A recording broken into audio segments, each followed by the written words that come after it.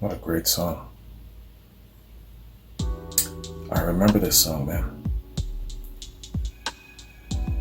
I definitely remember this song. Now, that's as far as I get though. I wouldn't be able to tell you who or anything more about it, but I remember it. I remember the melody. I remember the falsetto signature. Yeah. Is it Blind Faith? Is it? I think it's Clapton who's singing. So yeah, man, fantastic. Yeah, excellent song. And I know Blind Faith, they were only together for one album. And now I can't recall why they were only together for just one album, because yeah, man, they would have just cleaned house had they stuck around. They had Steve Winwood was in there, Ginger Baker was in there, and a couple of other notable musicians. I think there was 5 of them. But yeah, man, great band. That was definitely a super group if ever there was one. But yeah, I got to get a little history behind it as to why they only lasted for, I believe it was just one album, if I'm not mistaken. Great song, holy cow. I would bet, I can't think off the top of my head now, the other songs. I know that there are a couple of very popular songs that they created off of that Blind Faith, and I believe it was a quad that featured some Blind Faith music. I can't bring it up in my mind now, but this song, I would bet you, is probably their most popular or their best, I would say. It's a great track, and you know, it's an epic track. It's got that element of epicness to it. Probably their best song, I would say. So man, let's do a little background here. A little background on the music, how it came to be, how and why and when.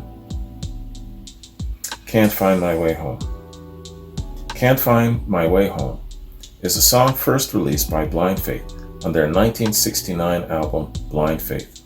Rolling Stone, in a review of the album, noted that the song featured Ginger Baker's highly innovative percussion and judged the lyric, "And I'm wasted and I can't find my way home," to be delightful. Blind Faith was a supergroup made up of Eric Clapton, Steve Winwood, Ginger Baker, and Rick Gretsch. Okay, only 4 of them. They released just one album, which topped both the UK and US charts around the same time the group was breaking up. I gotta know why they broke up. Why so soon? Winwood wrote this song and sang lead. Okay, it was Winwood. Sorry, not Clapton. Many critics noted that Blind Faith sounded a lot more like Winwood's old band, Traffic, than Clapton's Cream, which is what Clapton was going for. Clapton played acoustic guitar on this track, which is something he rarely did. In his previous group, Cream, he played long, intense solos, something he wanted to get away from with Blind Faith. Yeah, explore other areas. I hear you, man. The album was released in the UK with a cover photo of an 11-year-old girl named Moriah Goshen. The cover photo the cover photo became as famous as the album itself. It says because here, I think they meant to say became, since it showed Goshen naked and holding a model spaceship. A different cover with a band photo was used and in the US and for stores that wanted an alternate in the UK. Bob Seidman came up with the concept and took the photo, which represents humankind's relationship with technology. This was when the mission to put a man on the moon was big news. The band wasn't yet named, and when Seidman took the photo, he called it Blind Faith. Clapton decided that should be the name of the band. Clapton sometimes plays this at his concerts with a member of his band singing. His bass player Nathan East would often sing it. A common misconception is that Eric Clapton and Steve Winwood reunited at the Crossroads Guitar Festival in July of 2007. However, the first true live reunion occurred 2 months earlier at an event called Countryside Rocks at High Circle Castle, Hampshire, UK on May 19, 2007. Steve Winwood performed his set and Eric came on later as a guest. Together they played this song as well as Watch Your Step, Presence of the Lord, Crossroads, Little Queen of Spades, Had to Cry Today, and Gimme Some Lovin'. Okay, man, so that is Wikipedia's song facts of Can't Find My Way Home and these other fantastic songs. This is a great quad, man. Thank you very much, Arnie. I appreciate it. Excellent quad. Really, really good grouping of songs. Very, very different. And just like you said, very musically interesting. So yeah, I hear you, man. Fantastic songs. Which one is that standout for me? I don't know. They all come in a four-way tie. I just got to give them all a four-way tie. It's a great grouping of songs, man. Excellent songs.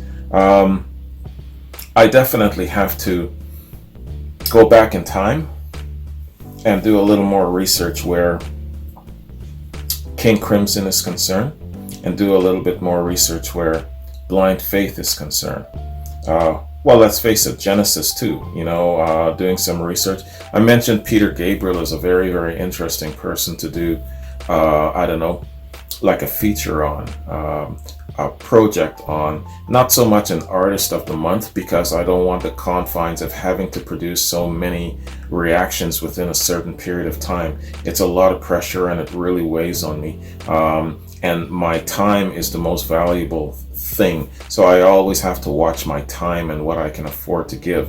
But I'm thinking of some sort of a feature artist where you basically go from A to Z and you kind of, do a whole set of reactions, including a little bit of homework, a little bit of whatever, just to kind of really get to know an artist well and then move on to the next artist. So it isn't going to be within the confines of just a month. Some artists, are just much more bigger and broader than that, like a Bob Dylan, you know what I mean? That would be probably like a 5-month project.